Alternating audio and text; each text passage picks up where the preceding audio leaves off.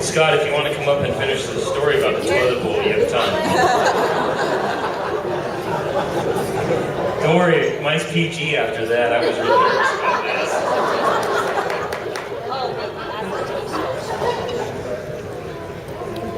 I've got no card, so if you have to go to the bathroom, please go now.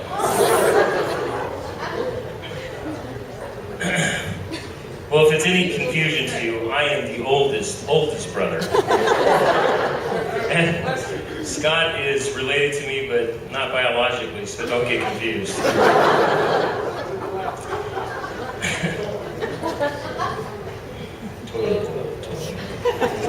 So first and foremost, I want to thank everybody for coming out tonight.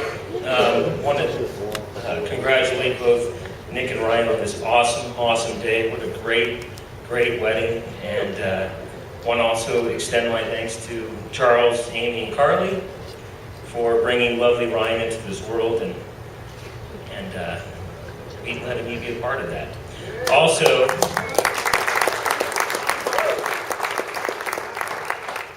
I also want to thank my lovely wife, Kelly. Yeah. The only blonde Hispanic woman in the room right now. It's true. My father, Marshall.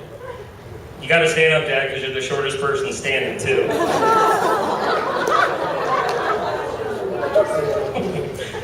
Kathy. Kathy, please stand. There you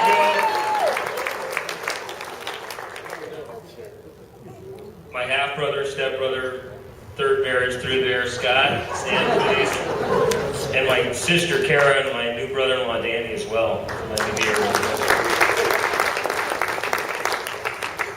So one of the things that my dad first told me, and I kind of threw this together about 3 minutes ago, was I was the only one that went to law school that didn't finish. But I'll never forget my dad saying to me, he goes, when you're in a trial, and you know you've got that jury on your side, you go to that jury box, and you put the hand on that box, because they know that you've won that case. And tonight when I was sitting watching my brother get married to his beautiful wife, I could look around the whole room and see everybody just with so much emotion in their body language just saying that this felt so right. Looking at her sister crying, my sister sitting next to her crying. And it was just probably the most coolest moment that I'd ever seen before, that I knew that this was the right thing to do. And everybody in this room knew it felt right. And it was kind of just that whole thing that my dad had said to me a long time ago, put it all together, that everybody in this room knew that this was the absolute right thing. And even though it took 8.5 years, I had 10 years in my speech, but 8.5 years later, it all made sense. So anyway, now on to what I did right. So this might, so I know some of you may have thought that I was Nick's landscaper. Oh, gee whiz. But I'm not. I'm his oldest brother, Scott, that you may not know of.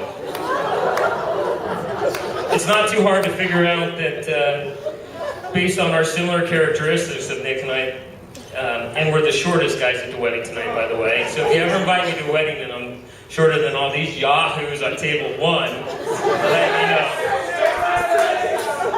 Still immature young punks.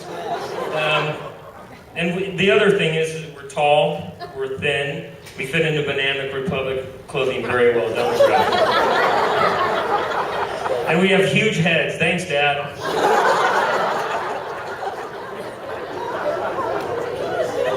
It's going to take a long time. I had this on a big sheet writing pad, but I had to condense it. So. As I wrote this today, I couldn't help but laugh about how my brother Nick mentioned that I do a speech. In his typical mannerisms, my brother said, well, you don't have to, but you can if you want to, but it's okay if you don't, but it would be nice if you did. So that was the voicemail I had yesterday from him about doing a speech. So I talked to my wife and I said, should I do a speech? And she says, probably not, because you're obnoxious and you're rude. But since Scott would like, I'd rather do it.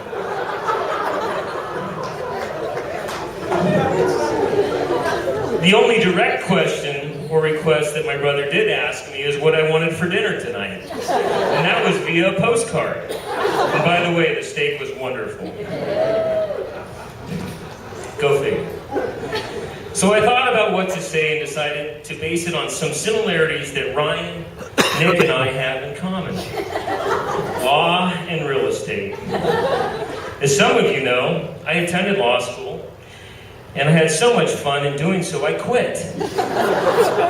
However, for the $100,000 in law loans, I do remember one thing, and I am so grateful now I can justify the expenses because I can finally use what I learned in this speech tonight. As all of you know, Nick likes to throw around some of the legalese when talking to us. So I'm going to do the same tonight to him and Ryan. So lawyer up. Today's legalese word is adverse possession. The word adverse possession is a principle of real estate law where somebody who possesses the land of another for an extended period of time may be able to claim legal title to that land.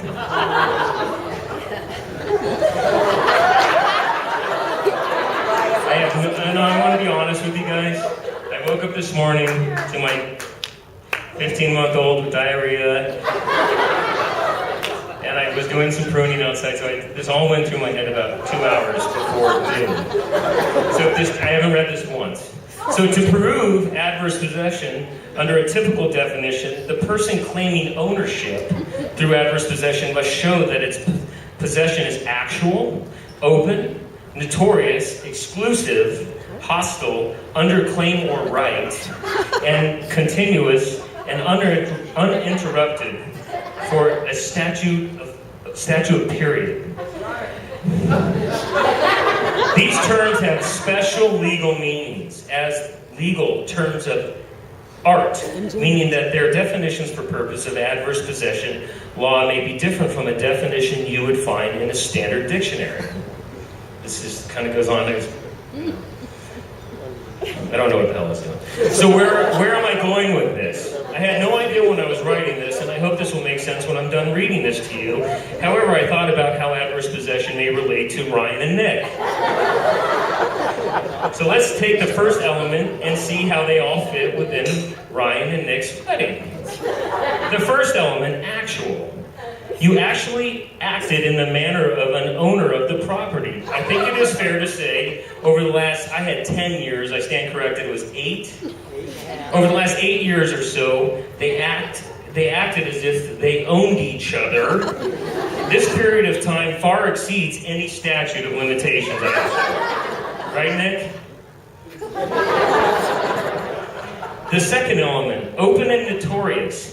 You engage in acts of possession consistent with the property at issue in a manner which was capable of being seen. The caveat, legal term, this does not mean that you must have been observed in your acts of ownership, but had the actual owner or members of the public been in a position to see you, your acts must have been observable as that of owning it. Not sure what to say about this one, but don't want to go there tonight. All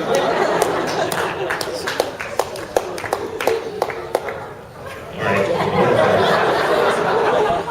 Let's just say this element was met and hopefully not observed by others. Thanks for the laugh over there, table 1. Okay. 14 more. The third element is exclusive. The adverse possession does not occupy the land concurrent with the true owner or share possession in common with the public. One does not have to exclude others from the land in order to claim exclusive use, but during the statutory period, the person claiming title by adverse possession must have been the only person to treat the land in a manner of an owner. Again, I think that this element was met, and to the best of my knowledge, no others were successful in making any claims on either Ryan or Nick during the statutory period. Element 4, hostile. Hostility exists where a person possesses the land of another, intending to hold a particular recognizable boundary regardless of the true boundary line. This element was met at boyfriend/girlfriend, and today, husband and wife. Number 5, under cover of claim or right, either when the person claiming the property makes the claim based on constructive possession under color of title. This element has been satisfied by the signing of the kabuta tonight. Come on, a little creative here. Only 7 more. Continuous and uninterrupted. All elements of adverse possession must be met at all times through the statutory period. In order for a claim to be successful, it may be possible to claim adverse possession even if there is a transfer of ownership through the principle of tacking.